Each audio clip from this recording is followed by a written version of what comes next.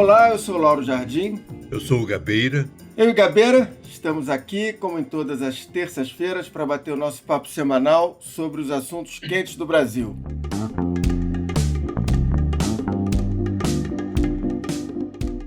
Eu estou de volta depois de 3 semanas de férias, descansado.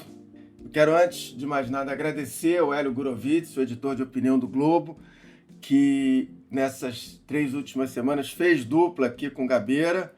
Obrigado, Hélio. E vamos em frente. Bom, hoje o podcast a gente vai tratar de 2 assuntos. Primeiro, a gente vai falar dessa crise, mais uma crise que se abateu no governo, dessa vez com o Auxílio Brasil de R$400, que furou, sem cerimônia nenhuma, o teto de gastos que o Paulo Guedes sempre jurou que era sagrado, sempre jurou defender, e que foi motivo de divergências pesadas entre o ministro Paulo Guedes e a ala política do governo. Paulo Guedes saiu derrotado. E depois a gente vai conversar também sobre essa terceira via, uma terceira via cada vez mais congestionada, com candidatos, pré-candidatos e balões de ensaio para todos os gostos, mas que, por enquanto, nenhum ainda deles deslanchou.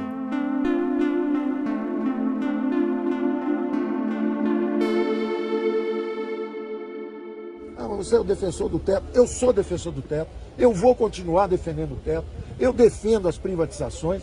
Agora o presidente tem que tomar uma decisão política muito difícil. Se ele respeita o teto, ele deixa 17 milhões de famílias passando fome. Então ele tem que pedir uma ação social que proteja a população. Gabeira, para começar o nosso primeiro assunto, eu queria abrir falando o seguinte, sobre essa confusão da semana passada com a decisão do Bolsonaro de bancar os R$400 do auxílio, mesmo furando o teto de gastos. Como todo mundo está cansado de saber, o Bolsonaro resolveu explodir o teto para tentar recuperar a popularidade perdida e manter-se competitivo na eleição do ano que vem. Até aí, ok. Só que esse processo todo, ele detonou um enfrentamento que já existia há algum tempo, mas ainda estava latente, entre o Paulo Guedes e a ala política do governo, que a gente pode resumir aqui como o Centrão. O Centrão, na verdade, Gabeira, na minha opinião, ele perdeu totalmente o respeito pelo Paulo Guedes, ele já enfrenta o ministro cara a cara nas reuniões, já ele conspira contra o ministro, já até articula sucessores para o Paulo Guedes.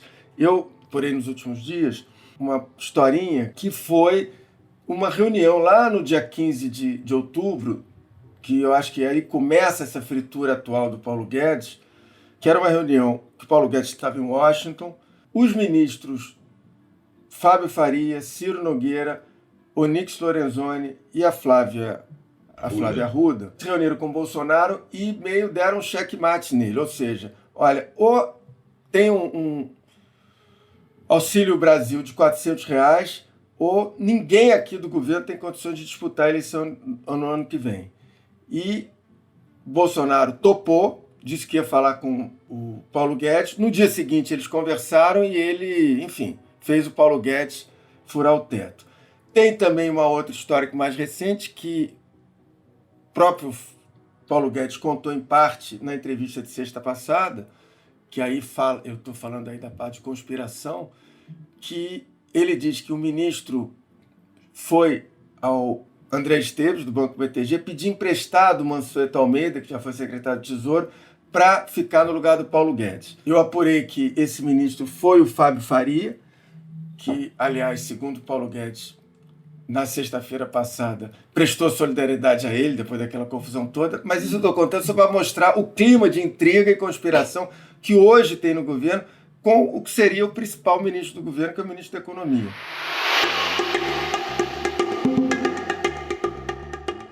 Eu acompanhei muito esse episódio e, tendo que explicá-lo diariamente na televisão, eu utilizei algumas imagens, bem populares.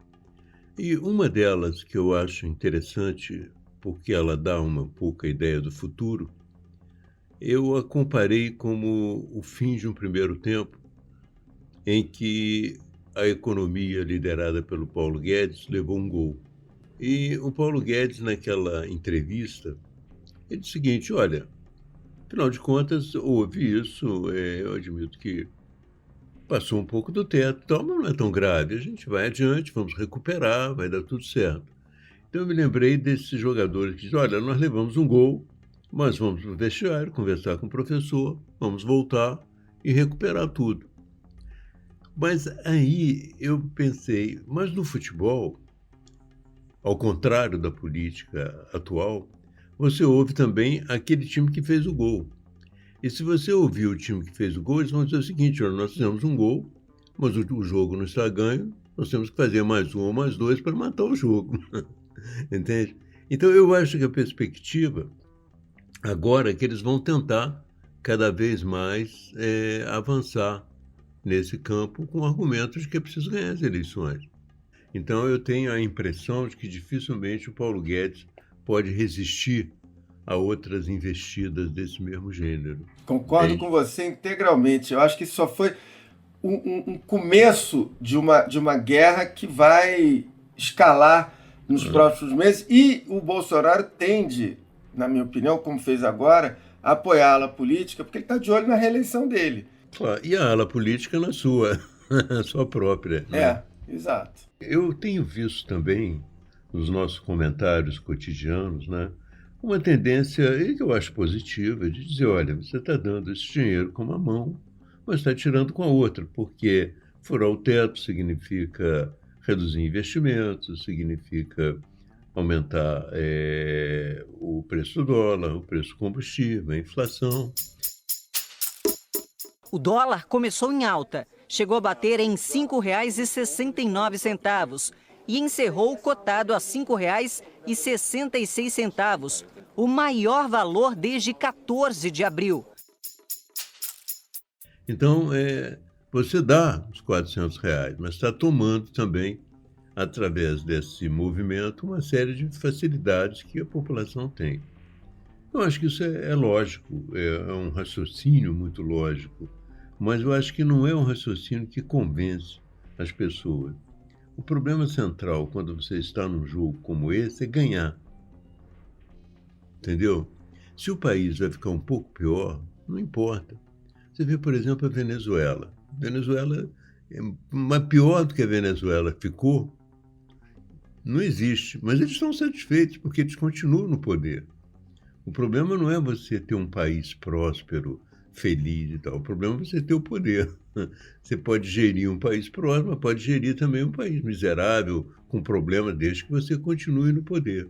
Eu tenho a impressão de que funciona. Entende? Pode não funcionar em termos de vitória, mas os economistas, nós que trabalhamos na televisão e no rádio, você e tal, dizem: não, mas isso não é economicamente, não é de bom senso. O país não vai avançar. O país vai ter mais inflação, o combustível aí está subindo e tal. Mas as pessoas que receberam essa ajuda, os 17 milhões de pessoas que receberam essa ajuda, talvez não reflitam dessa maneira. Entende? Mesmo que a situação aperte um pouco, mas eu tenho essa ajuda, já é alguma coisa. Entende? Então, do ponto de vista eleitoral, não há dúvida nenhuma de que é eficaz. O setor político, e eles sabem disso, que são políticos experientes, né? Eles sabem disso e estão trabalhando com essa ideia. O problema, aí entra outro problema que o Paulo Guedes não está aceitando bem. Ele diz o seguinte: a economia cresceu em V e no ano que vem ela vai crescer muito mais. E não é o que as previsões estão dando. Algumas previsões mais otimistas dão um crescimento de 1,5%, 1,5%. Mas ontem o próprio Banco Itaú revisou previsões e botou menos um PIB do ano que vem negativo em 0,5%. Quer dizer, a previsão otimista é 1,5%. Né?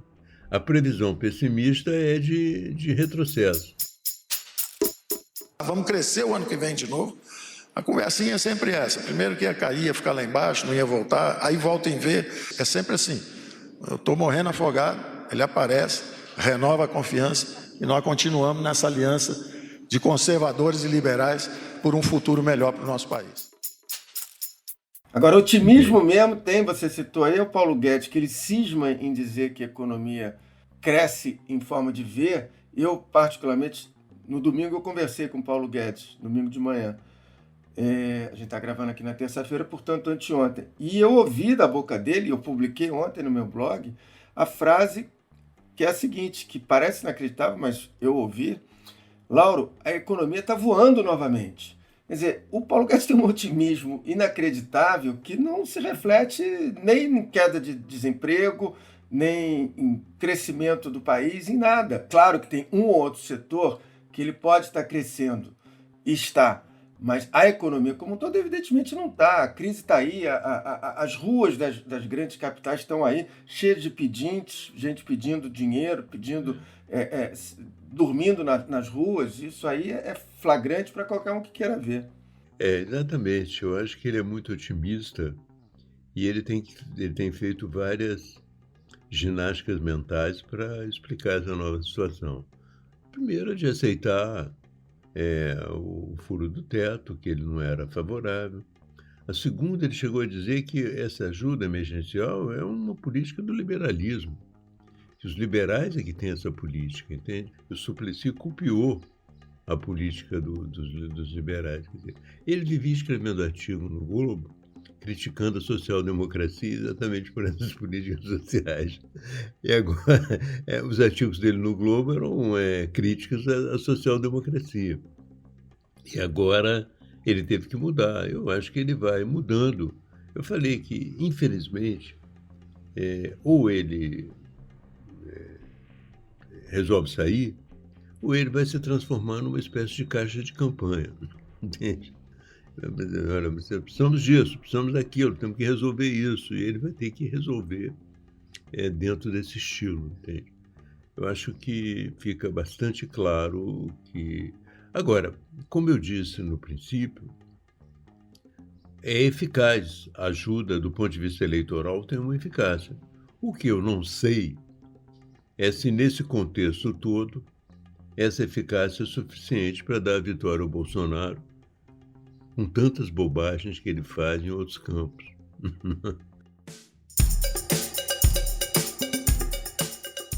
Vamos então aproveitar essa deixa e passar para o segundo assunto, que é terceira via. Gabeira, você, quando no domingo a gente combinou o que a gente ia falar aqui hoje, você citou que a terceira via estava congestionada. E tá mesmo. E aí ontem, segunda-feira, no meu blog, eu até brinquei dizendo que o Sérgio Moro, que agora está prestes a se lançar candidato, ele não é a terceira via, ele é a 13ª via, porque eu contei, já tem 13 candidatos, quer dizer, além de Lula e Bolsonaro, são 13 candidatos. Então, o Moro é a 13ª via. Só para, antes de passar para você, eu vou jogar aqui para o nosso ouvinte os 13 candidatos, pelo menos candidatos, pré-candidatos, balões de ensaio, tudo nesse balaio. Que, bom, enfim, além do Lula e Bolsonaro, a gente tem o Ciro Gomes, tem o Mandetta, tem o Eduardo Leite, tem o João Dória, tem o Arthur Virgílio, tem o Alessandro Vieira, tem a Simone Tebet, tem o Datena, tem o Rodrigo Pacheco, tem o Luiz Felipe Dávila e o Moro agora. Claro que boa parte desses pretendentes a candidatos, ele vai parar aí por falta de gasolina no meio dessa via. E às vezes são pretendentes a vice, né? E muitos são pretendentes a vice. Quando é que começa a descongestionar e a gente tem um sinal? Como é que as coisas ficam, Gabeira? Você acha que é mais só para o início do ano que vem? Eu acho que sim, porque a terceira via é apenas uma possibilidade. Todo mundo vislumbra essa possibilidade, porque há um número razoável de eleitores, eu não posso quantificar aqui, mas há um número razoável de eleitores, talvez 40%, que prefere não votar nem no Lula, nem no Bolsonaro. Então, com isso, surgiu a ideia de uma terceira via, alguém que pudesse representar uma força que não fosse nem o Lula, nem o Bolsonaro. Mas, desde o princípio, essa chamada terceira via vive essa contradição. Ela é uma possibilidade eleitoral, dada pelas pesquisas, mas ela é uma impossibilidade se houver muitos nomes. Essa terceira via só teria uma viabilidade se todos os candidatos se unissem em torno de um só. Esse processo já é complicado, porque existe um ocupante ou um motorista nessa terceira via congestionada que não vai sair da pista, que é o Ciro Gomes. Ciro Gomes a vida dele nos últimos anos tem sido de ser candidato, né?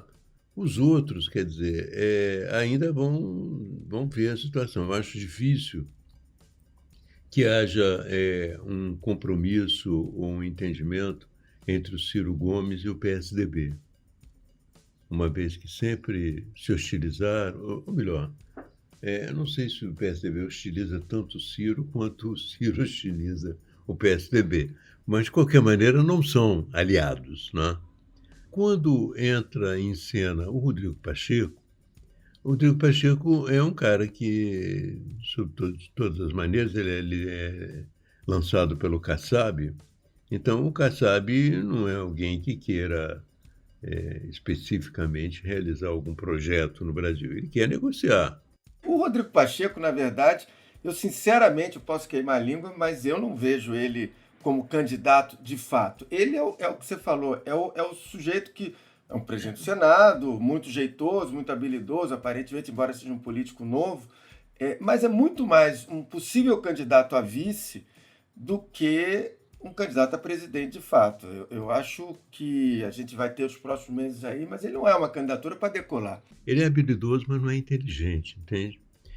O problema dele é que, por exemplo, ele insistiu em evitar a CPI da Covid-19.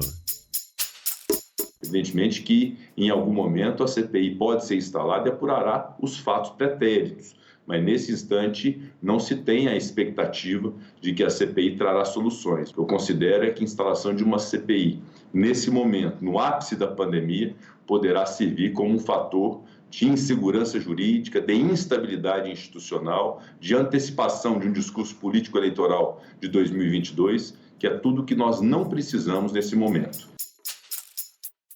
Não, mas o Brasil não está preparado nesse momento, não é aquele papo de conciliador mineiro, mas no fundo ligado ao Bolsonaro, né? Então, o que aconteceu é o seguinte, que a CPI foi imposta a ele pelo Supremo. Foi uma decisão do Supremo, e hoje a CPI é uma realidade política. Da mesma maneira, os outros, quer dizer, eu acho que há uma disputa no PSDB, e uma disputa que não sei qual o destino que terá. O que eu sei é que ambos os candidatos têm limitações. Um porque é candidato no sul, de um ponto não é muito conhecido no Brasil, não tem essa presença. O outro já é mais conhecido, o João Dória, mas ele é muito conhecido, mas não é tanto amado, entende? Então eu não vou usar outra expressão, mas ele não é uma pessoa que desperta muita simpatia. Então eu acho difícil. O Mandetta também, eu acho que está no páreo, um pouco mais assim, aberto para negociação. Então a terceira via ainda não... E qual o problema dela? Eu tenho discutido isso. O problema no Brasil é o seguinte, você tem dois candidatos com uma personalidade muito forte. Entende? O Lula à esquerda, o Bolsonaro à direita. Candidatos que falam com a população que eles representam com uma capacidade de comunicação muito grande. Cada um à sua maneira e cada um para o seu público. Entende?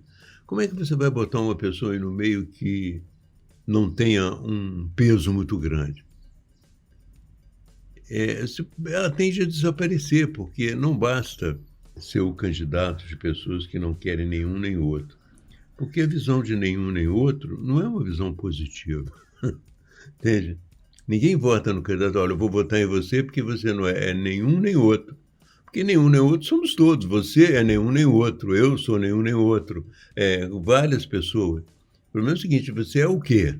Entende? O que você representa como projeto político, como vida dedicado ao país, como solução para os problemas, como habilidade. É o problema do Moro também, entende? O Moro teve todas essas dificuldades com a Lava Jato, mas teve também um nível de aceitação grande. Mas, politicamente, o que ele é? Qual a capacidade que ele tem de entrar nessa selva e, de uma certa maneira, tirar alguma produtividade dela?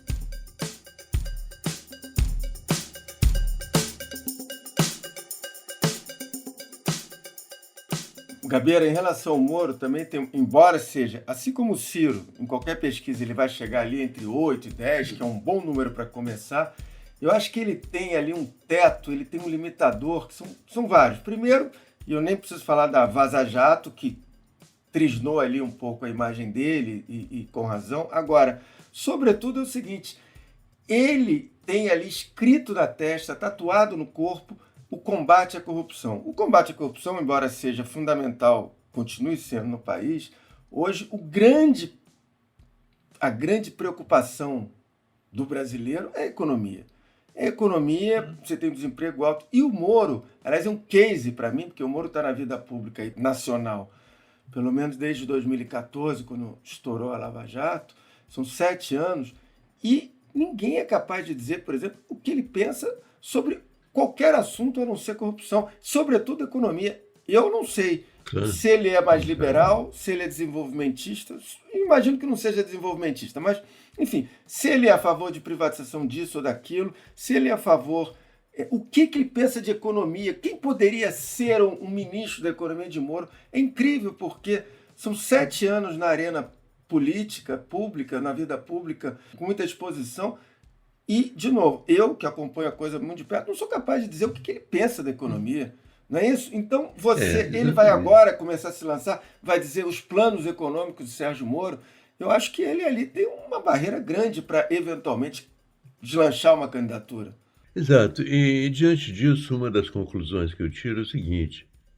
A terceira via é congestionada, tem muitos candidatos, e tende a ficar mais congestionada, porque quanto mais congestionada ela for, mais congestionada ela tende a ficar, porque não há solução.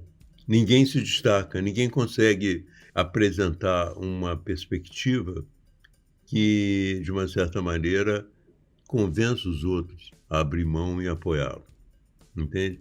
Então, quanto menos definição houver nesse campo, mais aventureiros, no bom sentido pode ser até, mais candidatos em potenciais surgem. E não acontece nada, porque, na verdade, a gente continua preso à polarização. Aí vai ficar a questão política central, é o seguinte, qual dos dois candidatos polarizados, Lula e Bolsonaro, conseguem conquistar aqueles que não votam nem num nem outro? Qual dos dois vai convencer de que o outro é pior do que ele? Entende? Essa é a questão básica. No caso do Bolsonaro, embora eu concorde com você que o auxílio emergencial, aliás, agora Auxílio Brasil, tem um poder de convencimento para uma parte da população, eu acho que, eu já disse isso aqui, acho que antes das minhas férias, eu acho que no caso do Bolsonaro, para entender como ele vai, o tamanho dele na eleição do ano que vem, acho que a gente tem que esperar até março, abril do ano que vem, quando esse auxílio já vai estar sendo dado, quando a economia do ano que vem já vai estar mais definida, ou menos clara como vai ser para a população, estou seguindo todos os especialistas. Prognósticos. Os prognósticos é que a economia não vai ter um ano bom.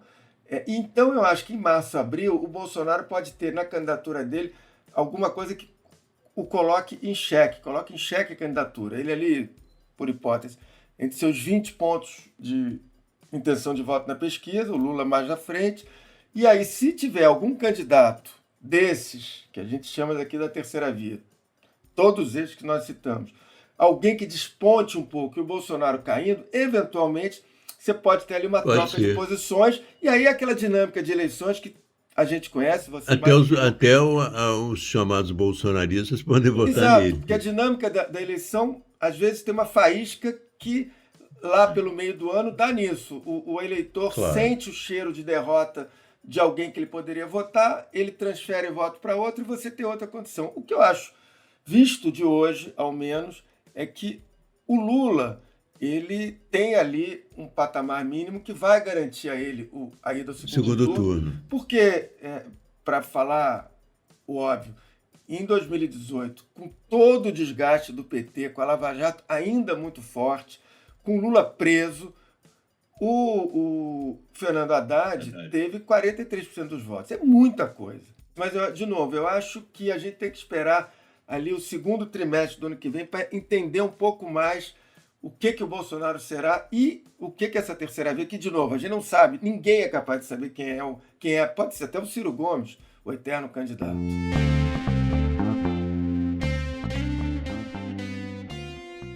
Você, por exemplo, tem mencionado muito a economia como um fator decisivo no ano que vem.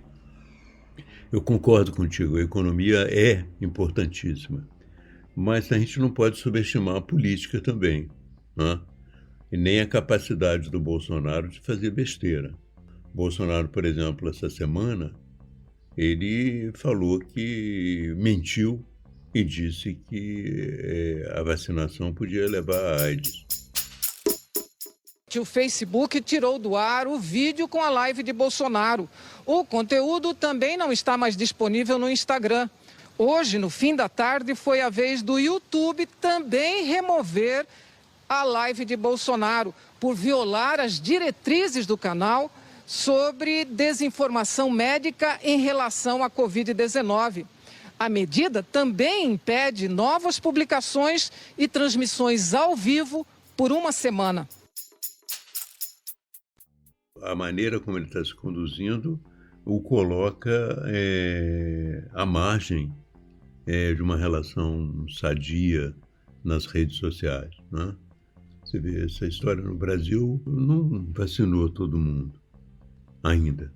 E no ano que vem nós já contratamos 300 milhões de vacina. Então, você, nesse momento da história, invalidar o processo de vacinação é de uma irresponsabilidade fora do comum. Pô. Até eu acho que realmente as redes sociais até demoraram a suspendê-lo e a tirá-lo de cena. Entende? Então eu acho que nesse sentido o Bolsonaro se desgastou muito. Às vezes eu acho que ele pode ter um destino parecido com o do Crivella, entende? Corre o risco de não chegar ao segundo turno e se chegar corre o risco de ser derrotado por qualquer um que vá com ele.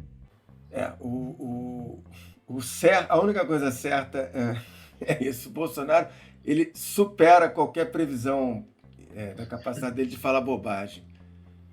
E agora, temos aí a gente leva para outros podcasts a possibilidade do Bolsonaro ainda entre a eleição do ano que vem e a posse, ele tentar alguma bobagem, mas isso é pós-eleição. Depende de quão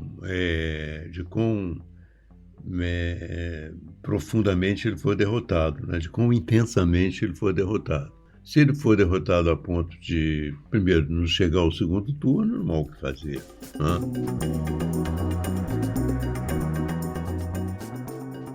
Bom, está terminando o Lauro Gabeira de hoje. O Lauro Gabeira está disponível a partir das 5h30 da tarde, das terças-feiras, no site do Globo, no Spotify, no iTunes ou na sua plataforma preferida de podcast.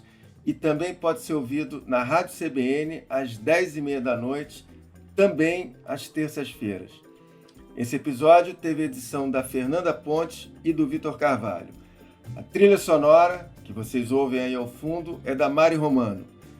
Na terça-feira que vem, a gente está de volta, com feriado e tudo. Tchau! Até lá!